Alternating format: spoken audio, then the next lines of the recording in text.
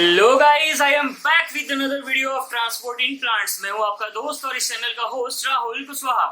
तो ये है हमारा दूसरा वीडियो ट्रांसपोर्ट इन प्लांट्स का। पहले वीडियो में हमने किसकी बात की थी? डिफ्यूजन और फैसिलिटेटेड डिफ्यूजन की। ठीक है, आज हम बात करने वाले हैं ऑस्मोसिस और प्लाज्मोलाइसिस के बारे में। जैसा कि हमने डिफ्यूजन में क्या पढ़ा कि मूवमेंट हो रहा था किसका? सोल्यूट पार्टिकल्स का। कहां से कहां तक? From there higher concentration to lower concentration. मतलब क्या था कि along द ग्रेडियंट मूवमेंट हो रहा था। ठीक, लेकिन जब हमने फैसिलिटेटेड डिफ्यूजन की बात की तो वो भी क्या है, हाई टू लो हो रहा था, लेकिन उसको फैसिलिटेट कौन कर रहा था? कुछ प्रोटीन्स, जिनके बारे में हमने बात की थी। हमने बोला था क्या? पोरिन्स और एक्वापोरिन्स। एक्वापोरिन्स क्या थे? वाटर चैनल्स थे। ठीक है, तो और ये भी हमने बात की थी क्या कि पोरिन्स कहाँ कहाँ पे प्रेजेंट है। हमने बोला था माइटोकॉन्ड्रिया में, प्लास्टिड में और कुछ बैक्टीरियल के सेल्स में भी थे। आज हम बात करेंगे ऑस्मोसिस की। तो यार ये ऑस्मोसिस क्या है?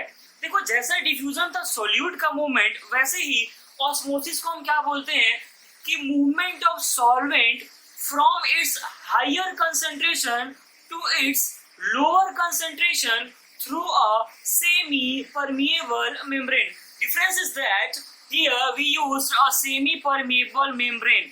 ठीक है, मैं क्या बोल रहा हूँ? क्या पढ़ रहे हैं हम लोग अभी? ऑस्मोसिस। क्या? ऑस्मोसिस। और इस ऑस्मोसिस को मैं क्या बोल रहा हूं? मूवमेंट ऑफ सॉल्वेंट कहां से कहां तक? From its higher concentration to its lower concentration. किसके through? Through a semi permeable membrane. Through a semi permeable membrane. और ये मूवमेंट कब तक होगा? जब तक कि इक्विलिब्रियम अटेन ना हो जाए। कब तक? Membrane till equilibrium is attend. इस इक्विलिब्रियम की बात हमने डिफ्यूजन के लिए भी किया था। क्या? क्योंकि डिफ्यूजन कब तक होगा? जब तक कि इक्विलिब्रियम ना आ जाए। क्योंकि यार, क्यों? यहाँ पे जो बात हो रही है, चाहे वो डिफ्यूजन हो चाहे ऑस्मोसिस हो, बात ग्रेडियंट की वजह से हो रही है। वहां पे हम बोल रहे थे हाई से लो, यहाँ पे बोल रहे हैं लो से हाई। तो जब तक कोई ग्रेडियंट नहीं होगा तब तक क्या मूवमेंट होगा? बिल्कुल नहीं होगा। ठीक है, तो यहाँ पे मेन इंपॉर्टेंट चीज क्या है हमारा? ये सेमी परमिएबल मेम्ब्रेन है। ठीक, इसको हम एक और तरीके से डेफिनेशन बोल सकते हैं। क्या? जब हमने बोला कि मूवमेंट ऑफ सॉल्वेंट कहाँ से उसके हायर कंसंट्रेशन से लोअर कंसंट्रेशन तक, तो हम ये भी बोल सकते हैं ना कि movement of solute from there lower concentration to higher concentration. बोल सकते हैं क्या? मूवमेंट ऑफ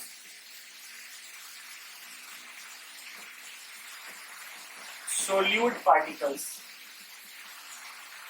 कहां से? लो से हाई जा सकता है ना। ठीक, और क्या बोल सकते हैं? मान लो कि ये कोई एक बीकर है। ठीक है, ये कोई एक बीकर है। ये क्या हो गया हमारा? Semi permeable membrane. ये क्या हो गया हमारा? जो ब्लू डॉटेड लाइन है वो हमारा क्या है? Semi permeable membrane. ये इधर कौन सा है? यहां मान लो ये एक डाइल्यूटेड सॉल्यूशन है। क्या है? डाइल्यूटेड सॉल्यूशन है। और ये क्या है? एक कंसंट्रेटेड सॉल्यूशन है। क्या है? Concentrated solution. डाइलेटेड सॉल्यूशन का मतलब क्या है कि यहाँ पे वाटर का अमाउंट ज्यादा है। कंसंट्रेटेड सॉल्यूशन का मतलब क्या है कि वहां पे सोल्यूट का अमाउंट ज्यादा है। मूवमेंट किधर से किधर होगा? सॉल्वेंट वाले से सोल्यूट वाले की तरफ, मतलब डाइल्यूट से कंसंट्रेटेड की तरफ। तो मूवमेंट कहां से कहां होगा? इधर से इधर होगा। क्या हमेशा होगा? नहीं। कब तक होगा? जब तक कि इक्विलिब्रियम अटेन ना हो जाए। ठीक है, तो और एक डेफिनेशन दे सकते हैं ना कि movement of solvent from dilute to concentrated. ठीक है, ये जो ऑस्मोसिस है, ये भी एक तरह का क्या है? मेथड या फिर मीन्स ऑफ, क्या है ये, एक तरह का ट्रांसपोर्ट है। तो डिफ्यूजन और ऑस्मोसिस में आपको कोई डिफरेंस पूछे तो आप क्या बोलोगे कि यहाँ पे सेमी परमिएबल मेम्ब्रेन का यूज हो रहा है, ठीक है। तो नोट करेंगे इसको। अब यार हम आगे कुछ बात कर रहे हैं उससे पहले हम क्या है कुछ देखते हैं कितने तरह का हमारा सॉल्यूशन होता है। मेनली हमारा सॉल्यूशन 3 तरह का होता है। कौन कौन सा, एक आइसोटोनिक, एक हाइपरटोनिक और एक हाइपोटोनिक। आखिर ये क्या है देखते हैं। मैंने क्या बोला, एक है क्या हमारा आइसोटोनिक, क्या है आइसोटोनिक है, ठीक है। मान लो कोई ये एक बीकर, कोई एक ये बीकर और इसमें हमारा क्या है एक कोई सेल है, क्या है कोई सेल है।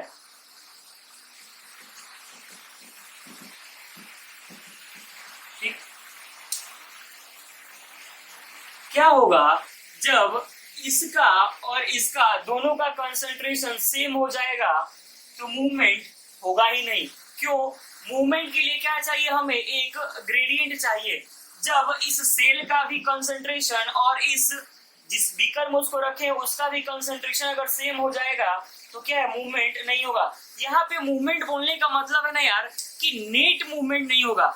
अगर मान लो इसमें से 4 पार्टिकल बाहर जा रहे हैं और इसमें से 4 पार्टिकल अंदर जा रहे हैं तो कोई नेट मूवमेंट नहीं हुआ। देखो मूवमेंट होगा लेकिन कोई नेट मूवमेंट नहीं होगा आइसोटोनिक में। आइसोटोनिक में क्या होता है कि दोनों तरफ से क्या होता है इक्वल होता है, ठीक है। दूसरा सॉल्यूशन हमारा क्या होता है hypotonic solution, hypotonic solution. Isotonic को मैंने क्या बोला कि जब सॉल्यूशन का कंसंट्रेशन इस सेल के कंसंट्रेशन के सेम हो तो कोई नेट मूवमेंट नहीं होगा। हाइपोटोनिक सॉल्यूशन किसको बोलेंगे, मान लो ये कोई सॉल्यूशन हो गया, इसके अंदर एक सेल है और क्या जब इस सॉल्यूशन का कंसंट्रेशन क्या कम होगा एज कंपेयर टू इस सेल के तो क्या होगा मूवमेंट इधर से इधर जाएगा। ये कौन सा सॉल्यूशन है हमारा हाइपोटोनिक सॉल्यूशन। और हाइपोटोनिक सॉल्यूशन बोलने का मतलब है ना, देखो यार वर्ड हाइपो का मतलब होता है ना कम सोल्यूट। हाइपोटोनिक सॉल्यूशन किसको बोलेंगे जिसमें वाटर का अमाउंट ज्यादा होगा। हाइपरटोनिक सॉल्यूशन किसको बोलेंगे जिसमें वाटर का अमाउंट कम होगा। ये सॉल्यूशन हमारा क्या है हाइपोटोनिक, मतलब वाटर का अमाउंट इस सॉल्यूशन में ज्यादा है तो वाटर का मूवमेंट कहां से कहां होगा इस सॉल्यूशन से इस सेल के अंदर। मतलब यहाँ पे सेल का क्या होगा एंडो ऑस्मोसिस। क्या हो रहा है यहाँ पे एंडो ऑस्मोसिस हो रहा है। क्या हो रहा है एंडो ऑस्मोसिस हो रहा है। जब सेल के अंदर पानी जाता है उसको क्या बोलते हैं एंडो ऑस्मोसिस और जब सेल के बाहर जाए उसको क्या बोलते हैं एक्सो ऑस्मोसिस। जब सेल के अंदर पानी जाएगा तो सेल क्या हो जाएगा टर्जिड। क्या हो जाएगा टर्जिड हो जाएगा। और जैसे टर्जिडिटी बढ़ेगा वैसे क्या होगा अगर ये एनिमल का सेल होगा तो क्या कर जाएगा बर्स्ट कर जाएगा। टर्जिडिटी बढ़ेगा तो क्या कर जाएगा बर्स्ट कर जाएगा, फट जाएगा। कब अगर ये एक एनिमल सेल हुआ तो if it is a animal cell. अगर किसी एनिमल का सेल है तो ये बर्स्ट कर जाएगा। लेकिन अगर ये किसी प्लांट का सेल है तो बर्स्ट नहीं करेगा। प्लांट के सेल में क्या होगा कि अगर टर्जिडिटी इंक्रीज करेगा, क्या कि अगर एंडोऑस्मोसिस हुआ टर्जिडिटी क्या किया इंक्रीज किया। टर्जिडिटी इंक्रीज किया मतलब क्या है यार कि पानी फोर्स लगा रहा है किधर सेल के वॉल के ऊपर। तो प्लांट के सेल में क्या है ना सेल का वॉल एक अपोजिट प्रेशर लगाता है, इसको हम क्या बोलते हैं वॉल प्रेशर, और जिसके वजह से हमारा प्लांट का सेल बर्स्ट नहीं करता है। जब टर्जिडिटी इंक्रीज होगा तो क्या करेगा कि cell wall exert a pressure, जिसको हम क्या बोलते हैं वॉल प्रेशर। क्या बोलते हैं वॉल प्रेशर, इसकी बात हम आगे करेंगे। तो डिफरेंस में ये समझाना चाह रहा हूं कि एनिमल के सेल और प्लांट के सेल में अंतर क्या है जब उसको हम हाइपोटोनिक सॉल्यूशन में रखते हैं। अंतर ये है कि जब एनिमल सेल को हम हाइपोटोनिक सॉल्यूशन में रखते हैं तो एनिमल का सेल बर्स्ट कर जाता है, लेकिन जो प्लांट के सेल को हम हाइपोटोनिक सॉल्यूशन में रखते हैं तो प्लांट का सेल बर्स्ट नहीं करता है। बर्स्ट नहीं करता है, उसका रीजन क्या है कि प्लांट का सेल जो है एक अगेंस्ट में फोर्स लगाता है, जिसको हम क्या बोलते हैं, वॉल प्रेशर। जैसे पानी सेल के वॉल पे प्रेशर लगाता है, वैसे ही सेल वॉल पानी के ऊपर भी प्रेशर लगाता है और वो क्या हो जाता है, मैनेज हो जाता है, और सेल का वॉल, सेल जो होता है प्लांट सेल, वो बर्स्ट नहीं करता है। ठीक है, तो ये याद रखेंगे क्या, यहाँ पे एंडोऑस्मोसिस हो रहा था, ये हाइपोटोनिक सॉल्यूशन था, टर्जिटी इंक्रीज करेगा, बर्स्ट कर जाएगा, यहाँ पे बर्स्ट नहीं करेगा। अब बात करेंगे किसकी हम, कि जब हम इन सेल्स को हाइपरटोनिक सॉल्यूशन में रखेंगे तो क्या होगा, नोट करेंगे। अब बात करते हैं हम क्या, किसकी, कि जब सेल को, किसी प्लांट सेल या किसी एनिमल सेल को जब हम हाइपरटोनिक सॉल्यूशन में रखते हैं तो क्या होगा, कौन सा सॉल्यूशन, हाइपरटोनिक सॉल्यूशन। मान लो ये कोई हमारा सॉल्यूशन है और इसके अंदर हमारा क्या है, एक सेल है, ठीक।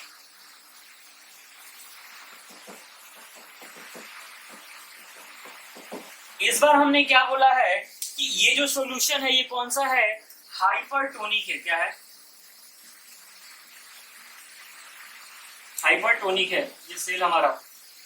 तो फिक्स है यार, ये हाइपरटोनिक है, मतलब कि इसमें वाटर का अमाउंट कम है और इस सेल के अंदर वाटर का अमाउंट ज्यादा है। तो वाटर का मूवमेंट कहां से कहां होगा, इस सेल से इस सॉल्यूशन के अंदर। क्या होगा, इस सेल से इस सॉल्यूशन के अंदर। और मैंने क्या बोला कि जब सेल से पानी बाहर निकले तो उसको क्या बोलते हैं, एक्सोऑस्मोसिस। तो यहाँ पे क्या होगा, एक्सोऑस्मोसिस हो रहा है। जब सेल से पानी बाहर निकलेगा तो सेल क्या हो जाता है, फ्लैसिड। क्या हो जाता है, ये क्या हो जाएगा, सेल हमारा फ्लैसिड सेल हो जाएगा, ठीक। और क्या होगा, अगर ये प्लांट का सेल है ना, अगर ये प्लांट का सेल है तो क्या होगा कि अगर एनिमल का सेल है तो वो नॉर्मली श्रिंक कर जाएगा, ठीक है। ये जब पानी उससे निकल जाएगा, कोई भी फूला चीज अगर उससे तुम पानी निकाल दोगे तो श्रिंक कर जाएगा। तो हम इसमें यहाँ प्लांट सेल की बात करें, अगर ये प्लांट सेल है हमारा एक और इसके अंदर से पानी निकल रहा है, तो जैसे प्लांट सेल आपकी एनसीईआरटी डायग्राम जैसे बनाती है, हम वैसे बना के देखते हैं क्या, कुछ ऐसा डायग्राम। ये हो गया मान लो हमारा प्लांट सेल और इसके अंदर ये क्या है हमारा साइटोप्लाज्म, ठीक है। होगा क्या, और इसमें क्या होता है हमारा एक वैक्यूल भी होता है। तो जो प्लांट का सेल है, इसे जब पानी बाहर निकलता है ना, तो सबसे पहले पानी साइटोप्लाज्म से निकलता है। First water comes out from cytoplasm, और साइटोप्लाज्म से आने के बाद फिर पानी किससे बाहर आता है, वैक्यूल से। एंड देन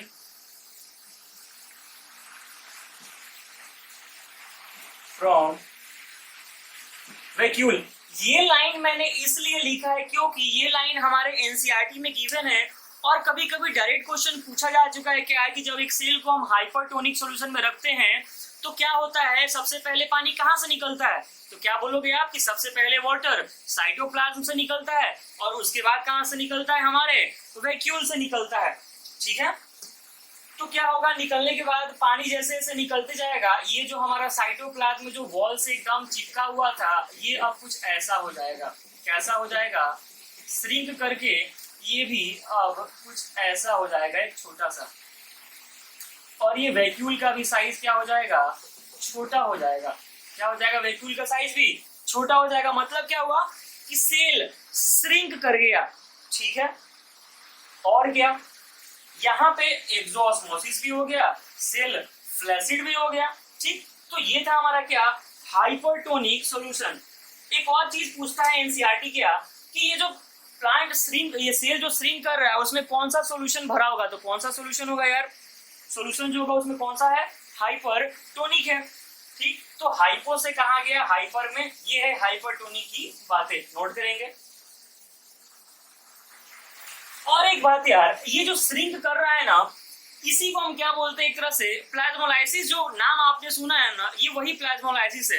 प्लाज्मोलाइसिस किसको बोलते हैं, जब किसी सेल को हाइपरटोनिक सॉल्यूशन में रखते हैं तो उसका साइटोप्लाज्म जो होता है और उसका वैक्यूल जो होता है वो वॉल से हट के श्रिंक हो जाता है, और उसी को हम क्या बोल रहे होते हैं कि वो सेल प्लाज्मोलाइज्ड हो गया है। क्या इसी को हम क्या बोलते हैं यार, प्लाज्मोलाइज्ड सेल भी बोलते हैं। क्या प्लाज्मोलाइज्ड सेल भी बोलते हैं।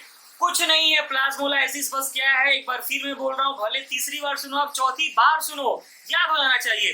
क्या कि जब भी किसी सेल को हम हाइपरटोनिक सॉल्यूशन में रखते हैं तो क्या होता है, उसका सेल श्रिंक कर जाता है, उसका साइटोप्लाज्म जो वॉल से चिपका होता है वो श्रिंक कर जाता है, और उसी को क्या बोलते हैं हम, प्लाज्मोलाइज्ड सेल। क्या इस प्लाज्मोलाइज्ड सेल को हम डीप्लाज्मोलाइज्ड कर सकते हैं? बिल्कुल कर सकते हैं। कैसे कर सकते हैं, ये देखो कैसे। मान लो ये कोई हमारा एक सॉल्यूशन है, तो हम कैसे सॉल्यूशन में रखेंगे कि हमारा सेल फिर से क्या हो जाए, डीप्लाज्मोलाइज्ड हो जाए। कैसे सेल में रखेंगे हम उस सेल को, हाइपोटोनिक सेल सॉल्यूशन में। कैसे सॉल्यूशन में, ये कैसा सॉल्यूशन है हमारा, ये हमारा कैसा सॉल्यूशन है, हाइपोटोनिक सॉल्यूशन। तो जब हम हाइपोटोनिक सॉल्यूशन में उस सेल को रख दिए तो क्या होगा कि वाटर का मूवमेंट सॉल्यूशन से सेल की तरफ होगा, और फिर से सेल में भर जाएगा पानी, सेल में भरेगा पानी तो क्या हो रहा है, एंडोऑस्मोसिस, और होगा एंडोऑस्मोसिस तो क्या होगा, सेल का टर्जिडिटी इंक्रीज कर जाएगा, और जब टर्जिडिटी इंक्रीज कर रहा होगा तो साइटोप्लाज्म सेल वॉल की तरफ जाके चिपक जाएंगे, और सेल आ जाएगा फिर से अपने नॉर्मल कंडीशन में, और उसी को हम क्या बोल रहे होंगे कि सेल हो गया है डीप्लाज्मोलाइज्ड। तो आपसे कोई पूछे कि कोई प्लाज्मोलाइज्ड सेल है और उसको फिर से हमें नॉर्मल कंडीशन में लाना है तो हम किस सॉल्यूशन में उसको रखेंगे, तो आप क्या बोलेंगे, हाइपोटोनिक सॉल्यूशन में। फिर आपसे कोई बोले कि अगर आपको किसी सेल को प्लाज्मोलाइज्ड करना है तो आप किस सॉल्यूशन में उसको रखोगे, आप बोलोगे कि हम उसको रखेंगे हाइपरटोनिक सॉल्यूशन में। नोट करेंगे। अब हम बात करते हैं किसकी, फाइनली अभी तक हम ऑस्मोसिस और प्लाज्मोलाइसिस की बात कर चुके हैं। देखिए प्लाज्मोलाइसिस का भी बहुत सारा स्टेज होता है, लेकिन आजकल हमारे एग्जाम में वो सब पूछे नहीं जाते हैं। आजकल हमारा एग्जाम क्या हो गया है, एनसीईआरटी बेस्ड। तो हम बातें किसकी करेंगे, एनसीईआरटी बेस्ड। जहां पे भी हमें लगेगा कि हाँ कुछ एक्स्ट्रा जानना है, वहां पे मैं आपको जरूर बताऊंगा। अब हम बढ़ते हैं यार, एक छोटा सा और टॉपिक है, क्या, इम्बाइबिशन। क्या, इम्बाइबिशन। यार देखो ये भी एक तरह का ना डिफ्यूजन है। क्या है, एक तरह का स्पेशल टाइप ऑफ डिफ्यूजन है। क्या है, स्पेशल टाइप ऑफ डिफ्यूजन है। डिफ्यूजन बोलते ही आपके दिमाग में क्या आना चाहिए कि हाई कंसंट्रेशन से लो कंसंट्रेशन की तरफ मूवमेंट होना तय है। ठीक है, और क्या, ये एक रिवर्सिबल प्रोसेस है। क्या है, एक रिवर्सिबल प्रोसेस है। तो यार ये इम्बाइबिशन होता क्या है, क्या है, कुछ सॉलिड्स और कोलोइड्स क्या करते हैं, वाटर को एडजॉर्ब करते हैं, ना कि एब्जॉर्ब करते हैं। क्या कि कुछ सॉलिड और कोलोइड्स क्या करते हैं, कि water is adsorbed by some solids नहीं, सॉलिड्स एंड सम कोलोइड्स लिखो तो अच्छा होगा, by solids and some colloids. Water क्या होता है यार, एडजॉर्ब होता है, और एडजॉर्प्शन एक क्या है, सरफेस फेनोमेना है। यहाँ पे बस वाटर का एडजॉर्प्शन होगा, यहाँ पे कोई सॉल्यूशन बनने वाला नहीं है। ठीक है, और क्या, आपके दिमाग में कोई एग्जांपल याद आता हो तो आप सोचना जरा कि इम्बाइबिशन किसको बोलते हैं। सिंपल सा देसी एग्जांपल, क्या, जब हम रात को चने को भिगोते हैं पानी के अंदर, सुबह क्या देखते हैं, चना फूल गया होता है, वो किसके वजह से हो रहा है, यही प्रोसेस क्या है, वो इम्बाइबिशन है। खुद सोचो, एनसीईआरटी हमारी क्या बोलती है कि अच्छा तुम बताओ, अगर कोई इम्बाइबिशन प्रेशर नहीं होता तो क्या हमारा जो सीडलिंग होता है, जो हम बीज को जमीन के अंदर लगाते हैं, क्या वो बाहर आ पाता नहीं। इसका मतलब क्या है कि कोई ना कोई इम्बाइबिशन प्रेशर भी होता है, तभी तो क्या है बाहर आ पाता है वो सीडलिंग। जैसे पुराने जमाने में क्या करते थे लोग कि दो पत्थर के बीच में अगर कोई मान लो पत्थर है और पत्थर में कुछ दरार है, उसमें क्या एक बीज डाल देते थे, सीड डाल देते थे, और जब पानी पड़ता था उस सीड पे तो सीड क्या है बहुत जोर का इम्बाइबिशन प्रेशर लगाता था, और उसके वजह से क्या है कि रॉक्स टूटते थे। तो ये इम्बाइबिशन क्या है वेदरिंग ऑफ रॉक्स में भी हेल्प करता है, ठीक। और नॉर्मल एग्जांपल क्या देख सकते हो आप, ठंडे के दिनों में जो लकड़ियां होती हैं वो क्या है फूल जाती, दरवाजा ठीक से लगता नहीं है। तो एग्जांपल क्या क्या ले सकते हैं इसका यार, हम एग्जांपल लिखने से पहले और दो वर्ड मेरे दिमाग में रह क्या, इम्बाइबेट और एक और वर्ड होता है क्या, इम्बाइबेंट। इम्बाइबेंट वो होता है जो वाटर को एब्जॉर्ब करता है, क्या कि ये वाटर को एब्जॉर्ब करता है। और इम्बाइबेट क्या होता है, जो एडजॉर्ब होता है, जो एडजॉर्ब होता है। जैसे इम्बाइबेट क्या हो जाएगा हमारा एग्जाम्पल है तो वाटर, और इम्बाइबेंट क्या हो जाएगा हमारा एग्जाम्पल है तो सीड हो जाएगा। जैसे एग्जाम्पल लेंगे हम अगर इम्बाइबिशन का, तो क्या हो सकता है यार हमारा सीड का फूलना, और क्या वुड का, ठीक, और क्या वेदरिंग ऑफ रॉक्स।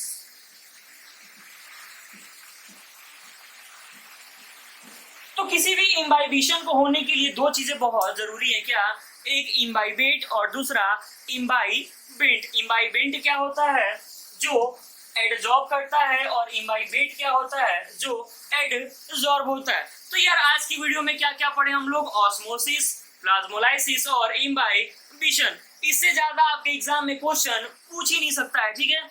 तो अगर वीडियो अच्छा लगा हो तो लाइक करें, शेयर करें, सब्सक्राइब करें, और कोई डाउट हो कमेंट सेक्शन में जाए #AskVayom पे डाउट पूछें। मिलते हैं अगले वीडियो में किसके साथ, वाटर पोटेंशियल के साथ। तब तक के लिए stay safe, stay home, all the best.